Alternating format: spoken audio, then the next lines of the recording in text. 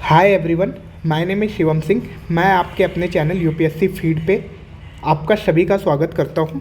और आज current affairs की कैटेगरी में इंडियन एक्सप्रेस में पब्लिश हुआ आर्टिकल रेयर डिजीज के बारे में हम डिस्कस करेंगे कि रेयर डिजीज क्या होती है, कितने कैटेगरीज में इसको डिवाइड किया गया है, करंट इनकी फंडिंग पॉलिसी क्या है, चैलेंजेस क्या आ रहे हैं और वे फॉरवर्ड क्या है गवर्नमेंट का। तो these are the some dimension on which we will discuss about the rare disease. ठीक है ना। अब इसके बाद जो है पहली बात हम let us understand what is the definition, exact definition of the rare disease. तो पहली बात तो रेयर डिजीज की कोई डेफिनेशन नहीं होती है। Rare disease is any disease, कोई पर्टिकुलर डेफिनेशन नहीं होती है। Rare disease is an any disease that affect a small percentage of the population, है ना। अगर हम WHO के हिसाब से जाएंगे तो WHO बोलता है कि एक लाइफ लॉन्ग कंडीशन होती है जो कि अफेक्ट करती है एक या कुछ लोगों को in thousands of the people, है ना। तो this is called rare disease. ठीक। अब some part of the world इनको हम ऑर्फन डिजीज के नाम से भी जानते हैं, क्योंकि describe a rare disease whose rarity result in lifelong or no funding or research or treatment without financial incentive from the governments or other agency। ठीक है ना। और ऑर्फन ड्रग्स जो है, जो यही ऑर्फन डिजीज को हम रेयर डिजीज के नाम से, तो जो उसका ड्रग्स होगा दैट कॉल्ड ऑर्फन ड्रग्स। तो ये मेडिकेशन, ऑर्फन ड्रग्स और मेडिकेशन टारगेटिंग ऑर्फन डिजीज। ठीक। अब इसके बाद क्या होती है कि मोस्ट जो रेयर डिजीज होती है वो याद रखिएगा वो जेनेटिक इन ओरिजिन होती हैं। ठीक है ना, जो मोस्ट रेयर डिजीज होती है और ये प्रेजेंट होती है through out the person entire life even if symptom do not immediately appear. ये सबसे बड़ा चैलेंजेस है रेयर डिजीज के अंदर कि सिम्टम जो है इमीडिएटली अपीयर नहीं होते हैं। Many rare disease appear early in the life and about 30% of the children with rare disease will die before reaching their 5th birthday, है ना। ये मेंस में के लिए आपका डेटा है, आप कोड भी कर सकते हो और अवेयर भी हो सकते हो इसके लिए कि 30% चिल्ड्रेन की रेयर डिजीज से डेथ हो जाती है अपने 5th बर्थडे के पहुंचने से पहले। जो फील्ड कंडीशन है, ये field condition is consider the rarest known disease, है ना। तो रेयरेस्ट जो नोन डिजीज है दैट कॉल्ड फील्ड कंडीशन। ये affecting 3 known individual two of whom there और आइडेंटिकल ट्विन। ठीक। अब इसमें with 4 diagnostic patient in 27 year ribose 5 phosphate isomerase deficiency is considered the second rarest. ये नाम याद रखिएगा, ribose 5 phosphate isomerase deficiency is considered as the second rarest. ये याद रखना है हमें इसके बारे में जो है। अब इसके बारे में हम आते हैं कि इंडिया में कौन कौन सी रेयर डिजीज है, उनका नाम क्या है, और प्रीलिम्स के लिए ये बहुत इंपॉर्टेंट है। तो याद रखिएगा कि गॉसर डिजीज, ये आप यहाँ पे आप याद रखिएगा, गॉसर डिजीज और लाइसोसोमल स्टोरल डिसऑर्डर, ये are certain form of muscular dystrophy, है ना। इनको हम क्या करते हैं, ये रेयर डिजीज के कैटेगरी में जो है इनको हम क्लासीफाइड करते हैं। तो जो ICMR की एक बॉडी है, ICMR की बॉडी जो है national registry for rare and other inherited disorder, है ना, इसने अभी नया रिकॉर्ड किया है 14,472 rare disease patient in the country, है ना, इंडिया में जो है। ये इंडिया के अंदर की बात कर रहा हूँ मैं।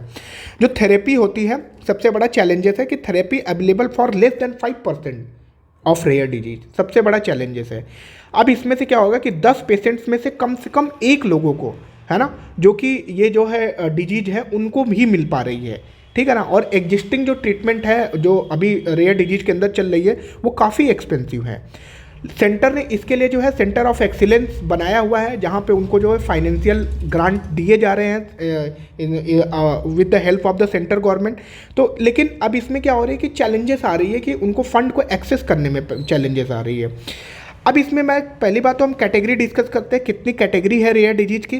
देखो इसमें 3 कैटेगरी में डिवाइड किया गया है। पहली कैटेगरी है कि that can be treated in 1 time curative procedure. ठीक। ग्रुप 2 में आती हैं कि जिसको लॉन्ग टर्म ऑफ लाइफ, जिनको जो है इनके ट्रीटमेंट की ज़रूरत होती है, पर ये थोड़ी सी रिलेटिवली लेस कॉस्टली होती है, लेकिन हैव सोन डॉक्यूमेंटेड बेनिफिट भी दिखाया है, but patient need regular checkup, है ना। सबसे बड़ी प्रॉब्लम डायग्नोसिस की ही है इंडिया में जो है। ग्रुप 3 डिजीज जो है और those which effective treatments of available but they are expensive, है ना। ये सबसे बड़ी चैलेंजेस है। ट्रीटमेंट तो अवेलेबल है बट इसमें चैलेंजेस क्या है कि एक्सपेंसिव है मेडिसिन जो है। तो there are the challenges in selecting the right beneficiary for the treatment. अब ये सबसे बड़ा इसमें इशू है। अब करंट फंडिंग पॉलिसी क्या है, जो national policy for the rare disease, है ना, गवर्नमेंट ने जो है एक बनाई थी, ये यहाँ पे देखिएगा, national policy for the rare disease 2021 में अप्रूव की गई थी। इसमें किया गया था कि 20 लाख को जो है फाइनेंशियल हम सपोर्ट देंगे इंडिविजुअल जो कि जिसको सर्टेन रेयर डिजीज होगी और जिसको वन टाइम की रिक्वायरमेंट होगी, ठीक है ना, जिसको वन टाइम क्यूरेटी रिक्वायरमेंट होगी उसको जो है 20 लाख का जो है फाइनेंशियल सपोर्ट दिया जाएगा। सेकंड क्या आती है, assistance to be extended to not just BPL family but to about 40% of the population who are covered under Pradhanmantri Jan Arogya Yojana, है ना। इसमें भी याद रखिएगा कि 40% सिर्फ BPL family, not BPL family, लेकिन 40% ऑफ पॉपुलेशन जो कि पीएमजेएवाई के अंदर आते हैं उनको भी कवर किया गया है। तो फाइनेंशियल जो सपोर्ट है will be provided under the umbrella scheme of the राष्ट्रीय आरोग्य निधि एंड नॉट पीएमजे। राष्ट्रीय आरोग्य निधि के अंदर जो है, पीएम जन आरोग्य योजना के अंदर नहीं फाइनेंशियल सपोर्ट, ये राष्ट्रीय आरोग्य निधि के अंदर जो है ये फाइनेंशियल सपोर्ट दी जा रही है। तो ये रेयर डिजीज के बारे में बात है। तो करंट फंडिंग पॉलिसी क्या है, तो जो national policy of rare disease जो मैंने बताया अभी 2021 में इस्टेब्लिश कर लॉन्च की गई थी, under which financial assistance up to 50 lakh is provided to patient receiving treatment at an identify centre of excellence. Mean centre of excellence जो कि आइडेंटिफाई किया गया गवर्नमेंट की हेल्प से, उनको 50 लाख रुपीज़ जो है प्रोवाइड किया जा रहा है जो पेशेंट जो है ट्रीटमेंट रिसीव कर रहे हैं। अब जैसे लाइक है, अब कौन से सेंटर ऑफ एक्सीलेंस है, एम्स दिल्ली में है, पीजीआई एमईआर जो है क्या नाम से कि चंडीगढ़ में है, and the institute of the post graduate medical education and research and Kolkata SSKM hospital, ठीक। Apart from these effort digital portal भी बनाया गया है crowd funding and voluntary donation के लिए, जिसके वजह से हेल्थ मिनिस्ट्री ने ओपन किया हुआ है ये portal, digital portal for the crowd funding and voluntary donation, जिसमें कि पेशेंट के बारे में सारी डिटेल वहाँ पे इंफॉर्मेशन रजिस्टर्ड कर दी जाती है, उनका बैंक अकाउंट, उनका जो है किस टाइप कौन सी कैटेगरी में उनकी रेयर डिजीज है, ये सारी चीज़ें जो है जो वहाँ पे पब्लिश कर दी जाती है। जो पर्टिकुलर या कंसर्न जो डोनर होते हैं वो अपना सपोर्ट वहाँ पे जिनको पे करना है वो अपना सपोर्ट वहाँ पे दे सकते हैं। तो जो ईच सेंटर ऑफ एक्सीलेंस होता है इनके पास भी अपना रेयर डिजीज फंड होता है, जिसको जो है गवर्निंग अथॉरिटी जो मतलब जो उनकी गवर्न अथॉरिटी है उनसे अप्रूव करके ये लोग यूज कर सकते हैं।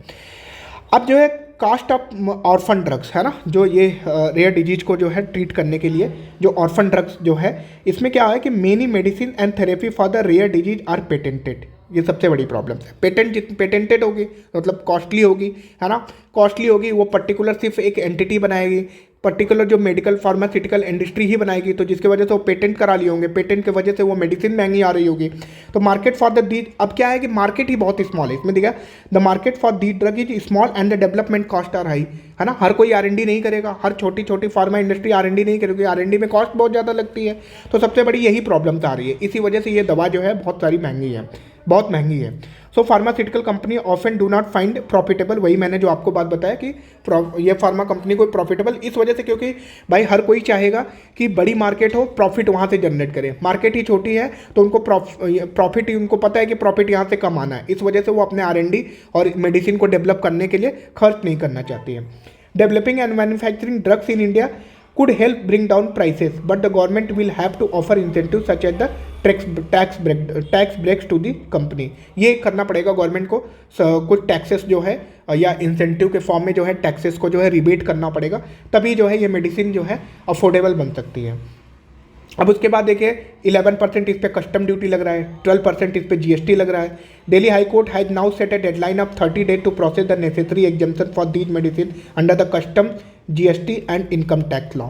अगर ये हो जाएगा तो कुछ हद तक जो है राहत हो जाएगी फार्मा कंपनी को, क्योंकि जो है ये ड्रग्स जो है ये कस्टम ड्यूटी और GST की वजह से जो है काफ़ी महंगी हो जा रही है, जिसको ट्रीटमेंट करने में प्रॉब्लम आ रही है। पर इसके बाद भी जो है गवर्नमेंट के पास एक ऑप्शन भी अवेलेबल है, लाइक एट पेटेंट एक्ट 1970, है ना। पेटेंट एक्ट 1970 क्या करता है, ये थर्ड पार्टी को अलाउ करता है मैन्युफैक्चरर को, कि जैसे मान लो कोई जैसे बेयर है, बेयर ने एक कोई पेटेंटेड ड्रग्स बना दिया, लेकिन वो पेटेंटेड ड्रग्स बनाया किसी पर्टिकुलर रेयर डिजीज के लिए, है ना। वो पर्टिकुलर अगर रेयर डिजीज के लिए उन्होंने पेटेंटेड ड्रग्स बनाया तो जाहिर सी बात है वो ड्रग्स बहुत महंगी होगी। तो गवर्नमेंट क्या करती है, पेटेंट एक्ट ऑफ 1970 के अंदर एक क्लॉज जो है इन्वोक कर सकती है और थर्ड पार्टी को बुला के कि भाई जो है आप ये पेटेंटेड कंपनी का केमिकल प्रोसीजर जो यूज करिए, जो फार्मूला ये लगा रही है आप यूज करिए, और आप क्या करिए इनको जो है रॉयल्टी पे कर सकते हैं, है ना। तो फिर कोर्ट ने कहा कि द कोर्ट्स इसमें क्या आती है कि the court said that there was not enough research and development in the field of the rare disease and state that negotiating with the pharma company and boosting domestic effort could help lower the cost of the treatment. वही मैंने आपको बताया कि R&D ज़्यादा हो नहीं रही है, जिसके वजह से जो है डोमेस्टिक एफर्ट कुछ आया नहीं हमारे इंडिया में। सबसे यही प्रॉब्लम्स आ रही है, जिसके वजह से जो है ड्रग्स की कॉस्ट जो है ज़्यादा आ रही है। और इसके बाद ब्यूरोक्रेटिक हर्डल क्या आ रही है, delays and red tape in the decision making is another problem, है ना। तो ये सबसे बड़ा है कि delays and red tape in decision making is another problem. The national rare disease committee meeting in June 2023 discuss the delay in getting approval. जो drug controller of India जो कि ड्रग्स को अप्रूव करता है, अभी आपने न्यूज में देखा होगा कि पैरासीटामॉल और अदर कंपनीज को क्वालिटी डिफेक्ट के चलते जो है ड्रग कंट्रोलर ऑफ इंडिया ने बोला कि इसमें जो है क्वालिटी वाइज ये इशूज आ रही हैं, डिफेक्ट आ रही हैं जो इस मेडिसिन में जो है। तो उनको जो है उन्होंने जो है फिर से वापस से क्लिनिकल ट्रायल डेटा मांग लिया। तो ड्रग कंट्रोलर ऑफ जो ये drug controller general of India, इनके पास जो ये भेजी जाती है ये ड्रग्स को जो है अप्रूव करने के लिए। तो यहाँ से जो है सबसे बड़ी प्रॉब्लम आ रही है कि यहाँ से अप्रूवल्स नहीं मिल रहा है। तो ये क्या हो रही है, ये ब्यूरोक्रेटिक हर्डल है, ये नहीं होनी चाहिए। अगर ये होता तो फिर जो है हमें फार्मा कंपनी को प्रोसेस करने में, प्रोडक्शन करने में ईजी होता, क्योंकि यहाँ से जो है वो सारे हर्डल्स जो है दूर हो जाते हैं।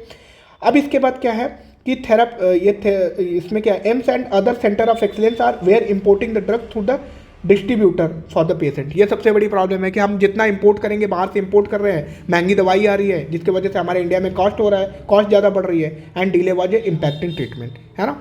तो डिले हो रहा है, यही है। उसके बाद ये रेयर डिजीज वाकई में रेयर है। Yes, 350 million individual globally are affected globally जो है 350 मिलियन इंडिविजुअल जो है अफेक्टेड है बाय द रेयर डिजीज। 70% उसमें पॉपुलेशन जो है चिल्ड्रन है। ओनली 5% रेयर डिजीज है अवेलेबल ट्रीटमेंट। ये सबसे बड़ा यही चैलेंजेस है रेयर डिजीज के अंदर, सिर्फ 5% रेयर डिजीज के पास जो है ट्रीटमेंट्स अवेलेबल है। 72% of all rare disease have genetic origin, ये याद रखिएगा, सबसे बड़ा ये है। उसके बाद पॉपुलेशन ऑफ, अगर the population of the people with rare disease equal third largest country, समझ लो ना आप, you can imagine that more than 6,000 are rare disease have been identified. तो ये था रेयर डिजीज के बारे में।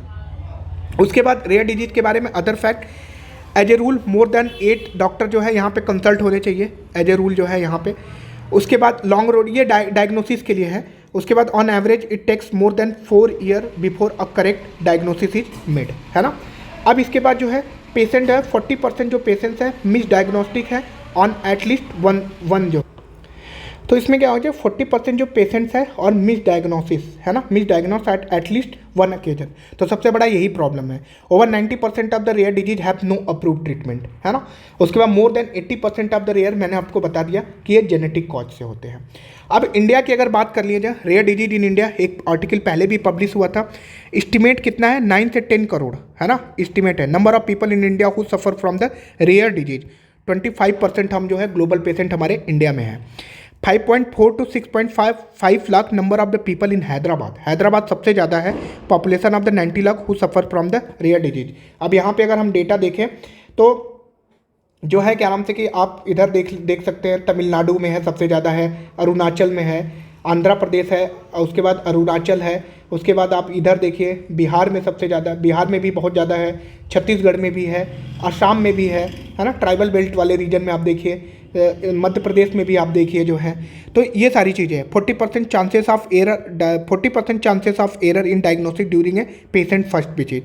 4.8 year average time taken for the diagnosis, सबसे बड़ी यही हर्डल आ रही है। 20 years maximum time taken to detect, ये सबसे बड़ा। तो कहाँ से रेयर डिजीज ठीक होगा। 50% baby born with rare disease die within a year of the birth, है ना, सबसे बड़ी प्रॉब्लम है इंडिया में। उसके बाद सम रेयर डिजीज है, थैलासेमिया याद रखिएगा, सिकल सेल एनीमिया, एटॉक्सिया, लाइसोसोमल, ये मैं अभी आज न्यूज़पेपर में फिर से पब्लिश हुआ था तो याद रखिएगा, लाइसोसोमल स्टोरेज डिसऑर्डर, विशेष congenital in insensitivity to the pain, rarest of the rare. उसके बाद acquired aplastic anaemia, muscular dystrophy, मैंने बताया आज ये न्यूज़पेपर में फिर से वापस से पब्लिश हुआ था, multiple sclerosis, sweet syndrome, paediatric cardiomyopathy, है ना। तो ये सारी चीज़ें हैं। उसके बाद आप रेयर डिजीज का अंदाज़ा यहाँ से भी लगा सकते हैं अपने यूटी में, है ना, यूनियन टेरिटरी में, लद्दाख में, इसमें अंडमान एंड निकोबार में देखिए। उसके बाद जो है दिल्ली के अंदर सबसे ज़्यादा है ना, दमन एंड दीव है, पुदुचेरी है। उसके बाद अगर हम अपने नेबर वाले कंट्री में तुलना करें तो इंडिया के पास देखिए इतने केसेस हैं। अफगानिस्तान के, इंडिया के पास कम से कम जो है 7,26,11,605 हमारे पास केसेस हैं इंडिया के पास जो है।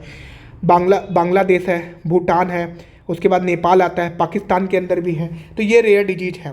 उसके बाद गवर्नमेंट ने इसके लिए क्या कर रही है, गवर्नमेंट ने एक पॉलिसी लाई है, national policy for the rare disease 2021, जो कि अप्रूव कर दी गई है। इसके बारे में हम लोग डिस्कस कर चुके हैं। तो ये समवेयर रेयर डिजीज के बारे में एक आइडिया था आपको देने का, एक ब्रीफिंग था। आप रेयर डिजीज के बारे में जानिए कौन कौन सी डिजीज है जो इंडिया में अभी रेयर डिजीज के में कैटेगराइज करी गई है। तो गवर्नमेंट का एफर्ट क्या था, national policy of rare disease हम लोग ने देख लिया, उसके अंदर कितनी फंडिंग है, सेंटर ऑफ एक्सीलेंस क्या है, उस पर बात कर चुके हैं। पेटेंट एक्ट अगर 1970 को क्लॉज को अगर इन्वोक किया जाता है उसमें गवर्नमेंट क्या कर सकती है, थर्ड पार्टी रॉयल्टी हम दे सकते हैं पेटेंट होल्डर्स को, ताकि जो है अदर मैन्युफैक्चरिंग कंपनी जो है उसको प्रोड्यूस कर सके, है ना। कॉस्ट सबसे ज़्यादा है यहाँ पे। उसके बाद जो है ये जो हेल्थ मिनिस्ट्री ने जो अभी एक डिजिटल पोर्टल भी ओपन किया है for the crowd funding and voluntary donation के लिए। उसके बाद category of the rare disease की कैटेगरी क्या है, ये सारी चीज़ें हैं, कौन कौन सी रेयर डिजीज है इंडिया में। तो ये है, आई होप आपको एक आइडिया लगेगा रेयर डिजीज के बारे में। Thank you everyone. छोटी सी वीडियो है, आप इसको देख लीजिएगा एंड लाइक एंड सब्सक्राइब करिएगा और मुझे सपोर्ट करिए ताकि मैं आपको ज़्यादा से ज़्यादा ऐसी वीडियो, इन्फॉर्मेटिव वीडियो आपके सामने प्रेजेंट कर सकूँ। Thank you everyone, thank you so much.